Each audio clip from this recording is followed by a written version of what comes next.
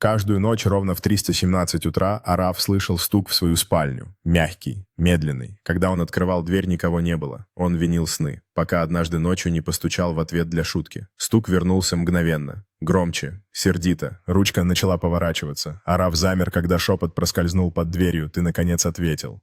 Стук прекратился навсегда после той ночи. Но теперь всякий раз, проходя мимо закрытой двери, он чувствует что-то ожидающее, надеясь, что он снова постучит.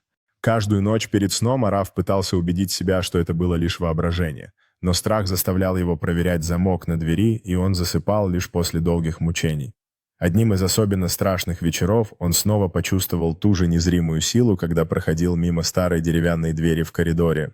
Араф взял себя в руки и, собравшись с мужеством, медленно пододвинулся к двери. С каждым шагом его сердце колотилось все быстрее, как будто оно знало, что за этой дверью может ждать что-то ужасное.